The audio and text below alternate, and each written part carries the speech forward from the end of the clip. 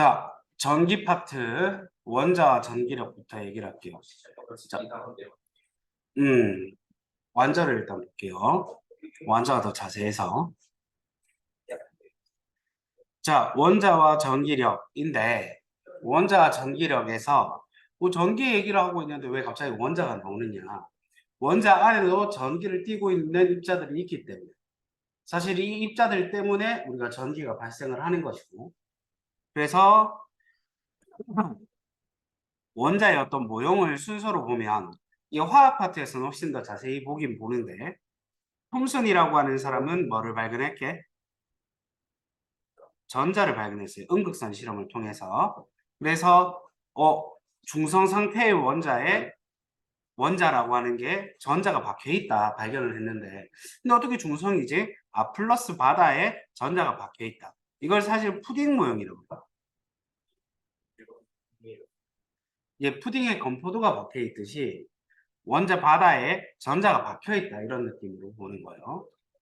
그 다음에 러더퍼드라는 아이씨는 뭘 발견했냐면 두 개를 발견했어요. 첫 번째가 원자 핵을 발견했고요.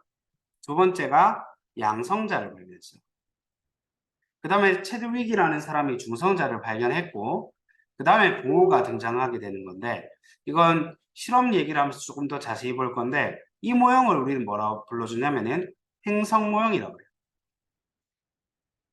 태양의 행성들이 공전을 하듯이 원자핵이 전자 주위를 공전하고 있고 얘를 궤도 모형이라고 해요. 얘는 뭐 전자와 그 에너지의 관계에 대해서 전자의 위치와 에너지의 관계에 대해서 얘기를 했는 사람이에요. 그래서 톰슨이 발견했는 전자 그 실험 음극선 실험을 좀 더 자세히 볼 건데 음극선 실험을 통해서 일단 음극선이라고 하는 게 뭔지부터 얘기를 해야 되는데 전자들이 일정한 방향으로 움직이고 있으면 이건 음극선이에요. 어느 방향으로 움직여요? 마이너스 극에서 플러스 극으로 움직이겠죠. 근데 이렇게 자기장을 걸어주니까 휘어지는 거야. 이걸 통해서 뭘 알 수 있냐면 얘 전하를 띄고 있구나. 근데 플러스 마이너스를 걸었는데 플러스 쪽으로 휘어지는 걸 통해서 얘는 무슨 전기를 띄고 있구나. 마이너스 전하를 가지고 있구나 라는 걸 알게 돼요. 그 다음 바람개비를 설치하고 음극선을 쌓았을 때 이제 돌아가는 걸 보면서 이걸 보고는 얘 질량을 가지고 있는 입자이구나. 질량을 가지고 있고 마이너스 전하를 띠고 있는 게 그 원자 안에 있다. 즉 전자가 원자를 구성하는 입자이다. 근데 중성이니까 전체적인 플러스 바다에 전자가 박혀 있다. 이런 발견과 모형을 제안하게 된 거예요. 그 다음에 원자 핵을 발견했는 사람은 러더퍼드인데 알파 입자 산란 실험을 했어요. 알파 입자가 뭐야? 헬륨 원자 핵이에요. 양성자 두 개, 중성자 두 개가 있는 헬륨 원자 핵이 바로 알파 입자입니다. 좀 미친놈이 어떡하지? 물 마시러 가? 자유롭다. 미국이야? 그래서 원자 핵은 플러스를 띠고 있는데 왜 이렇게 알 수 있게 됐냐면 금을 얇게 썰는 거에다가 알파 입자들을 우르르 쐈어요. 예상했는 부분은 대부분 통과하고 지나가고 그 플러스 바다와 마이너스 전자가 있으니까 조금씩은 휘어지겠지? 이런 생각을 했어요. 근데 튕겨나오는 애들이 생긴 거야. 왜 튕겨나오지? 질량의 대부분을 차지하면서 원자 가운데에 존재하는 원자 핵이 있을 거야. 라는 것을 알게 되고 발견하게 됩니다. 튕겨나온 전자들을 통해서. 그래서 알파 입자 산란 실험을 통해서 뭐를 발견했다? 원자 핵을 발견했다. 근데 왜 원자 핵을 발견했는데 행성 모형을 제안했을까? 개소리 하지 말고. 원자 핵 주변에 전자가 돌지 않으면 붙어요. 지금 지구가 태양 주위를 돌고 있는데 만약에 태양 주위를 돌지 않는다면 중력 때문에 붙어버릴 거야. 가만히 있을 수는 없어. 그러니까 이제 돌고 있다 이렇게 얘기를 했나.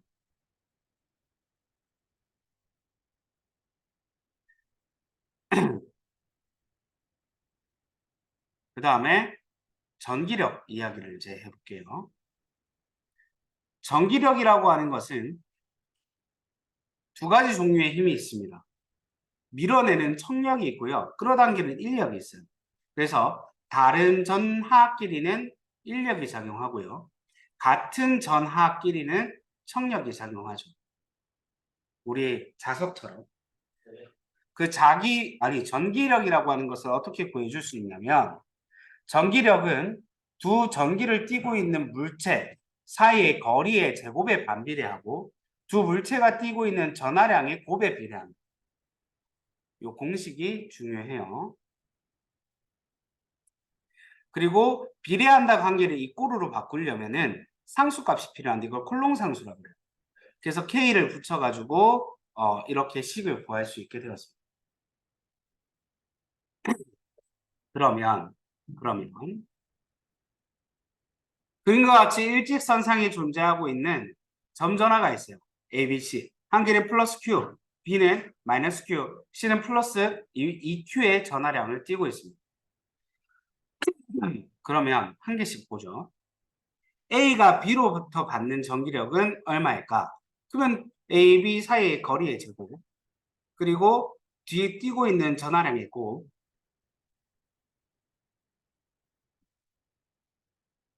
그래서 Q제곱이 되는 거고, 콜롱 상수 K를 집어넣어 가지고 이만큼의 힘을 A가 B로부터 받고 있다.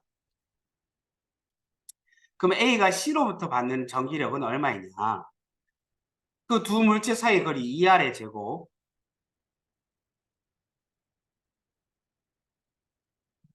그 다음에 이래 다시 2R의 제곱분의 Q 곱하기 2Q니까 2Q제곱이 되죠. 그러면 4R 제곱분의 2Q니까 약분돼서 이렇게 나오겠죠. 근데 보세요. 얘는 같은 전하라서 A한테 주는 힘은 아마 밀어내는 힘이에요. 그럼 C가 A한테 주는 힘은 왼쪽으로 작용하겠죠? 이걸 마이너스 쪽으로 작용한다 해서 마이너스 부호를 붙여주고, 그 다음에 이 친구 같은 경우에는 B가 A를 끌어당기고 있으니까 B한테서 받는 힘은 오른쪽으로 작용합니다. 그러니까 이걸 플러스라고 두는 거지. 그래서 서로 반대의 힘이, 반대 방향으로 힘이 작용하고 있으니까 그 둘의 합은, 부호가 마이너스 플러스에서 합은 이만큼의 전기력이 A에게 각각 작용하고 있다. 이렇게 구해줄 수 있다. 이해될까요? 조금 더 자세히 한번 이야기를 해보도록 하죠. 만약에 어떤 점전화가 있는데 이 점전화의 부호는 잘 모르겠어. 네. 근데 전하량이 똑같은데 전하량도 모르겠고 두 점전화에서 일직선상에서 딱 거리가 가운데 부분에서 전기력이 0이 됩니다. 그러면은 얘를 A라고 치고 얘를 B라고 치면 얘는 같은 전기 띄고 있어요? 반대 전기 띄고 있어요? 같은 전기 띄고 있죠. 그죠? 전하라고 할게요. 그 다음에 만약에 이게 A 쪽으로 0이 되는 이제 부분이 전기력이 0이 되는 쪽이 A 쪽에 치우쳐져 있다. 네. 그럼 누가 전기력이 큰 거예요? P가 A보다 더 크겠죠. 멀리 있음에도 불구하고 똑같은 힘의 크기를 줄 수 있었으니까. 그지? 그 다음에 만약에 A하고 B가 이렇게 있다면 0이 되는 지점이 바깥쪽에 있어. 네. 그러면 A와 B는 같은 전화예요? 반대잖아요? 다르죠. 반대잖아요. 전화의 종류가 달라요. 그 다음에 이게 A랑 B 중에 누가 전하량이 더 클까? A. A가 더 크겠죠. 멀리 있음에도 불구하고 똑같이 0을 만들어 줄 수 있었으니까. 오케이? 좀 부호를 집어넣어서 얘기를 해보면 마이너스 마이너스다. 그럼 어떻게 되겠어요?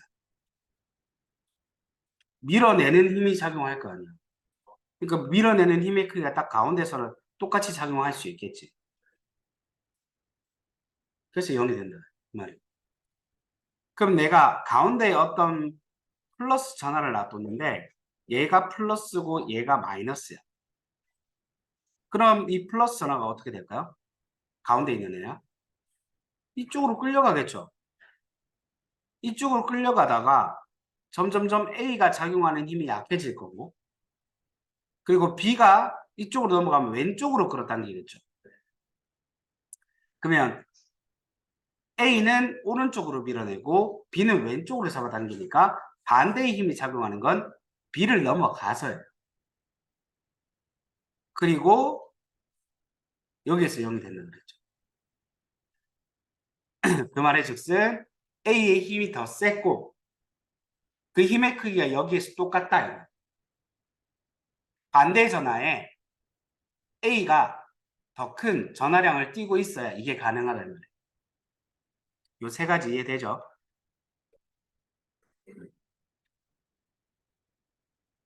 자, 그럼 원자에 대해서 조금 더 얘기를 해봅시다. 원자 안에 속박되어 있는 전자.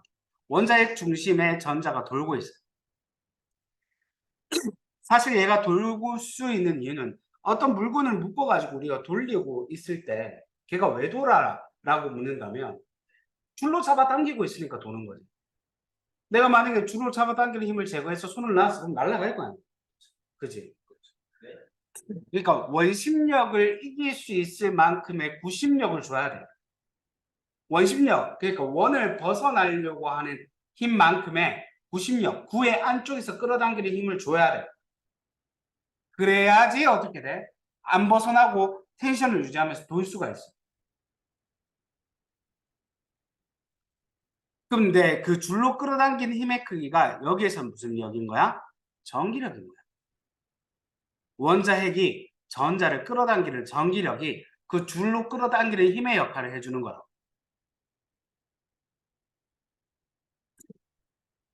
그래서 원자핵과 전자 사이에는 인력, 끌어당기는 힘이 작용하는데 러더퍼드는 전자가 전기력에 의해 원자의 주위를 빠르게 원운동하고 있기 때문에 원자의 구조가 유지가 될 수 있다. 아니, 이 힘이 없다면 날아갈 거다. 전자와 원자핵 사이에는 중력도 있어요. 질량을 띠고 있는 입자이기 때문에. 하지만 질량이 원체 어때요? 작겠죠. 전자의 질량 엄청 작단 말이야. 원자핵의 질량도 원자 안에서는 크지만 작잖아. 원자 한 개의 질량이니까. 그래서 중력은 전기력에 비해서 좀 무시할 수 있을 정도로 작기 때문에 여기서는 그냥 전기력만 생각해 주시면 됩니다. 그 다음에 전기력에 의한 전자의 속박, 그 전자와 원자핵 사이의 강한 전기적 인력은 전자를 원자핵 내에 가둬두는 역할을 하게 되는 거죠. 그러면 전자가 원자핵으로부터 벗어나려면 그 끌어당기는 인력을 이길 만큼의 에너지를 전자가 가지고 있어요. 그러니까 바깥쪽으로 나올수록 전자가 가지는 에너지 값이 어떻게 됩니까? 커지는 거예요. 점점 벗어나고 있는 거예요. 이해될까요?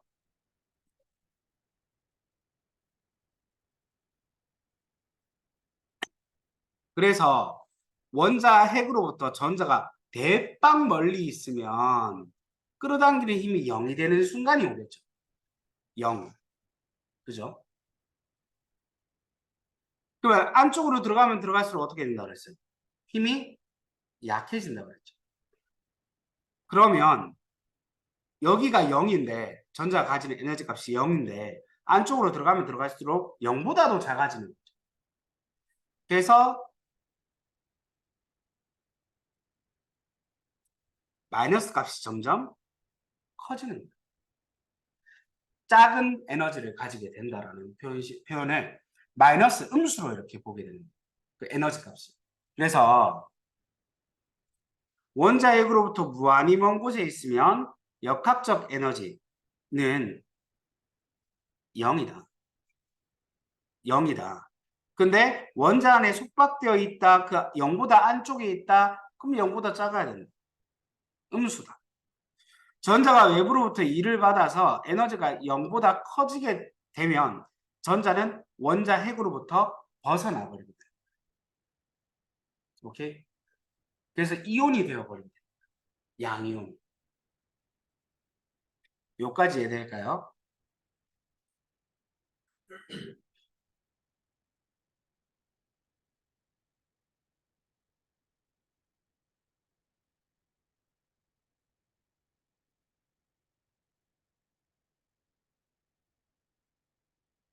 자, 요거 한번 볼까요? ABC가 같은 거리만큼 떨어져 있어요. A에 작용하는 전기력은 0이래요. 그럼 B랑 C는 어떨까? A가 0이야.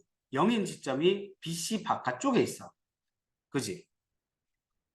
그 말의 즉슨 전하의 종류가 다르다. 그지? B에 작용하는 전기력의 방향은 왼쪽이래요. 그러면 얘한테 끌어당기겠죠. 그 말의 즉슨 B는 마이너스 전하를 띠고 있겠죠. 근데 다른 전하를 띠어야 되죠. 0인 지점이 여기니까. 그래서 얘는 플러스를 띠게 됩니다. 자, 근데 B랑 C 중에 전하량의 크기는 누가 더 커요? C가 더 커야 돼요. BC는 다르고 전하량 크기는 C가 B보다 크다. B의 전하는 마이너스. A와 B는 서로 어떤 힘을 끌어당기는 전기력이 작용하게 됩니다. 이렇게 볼 수 있는 거예요. 해석을 할 수 있어야 돼요. 알겠습니까?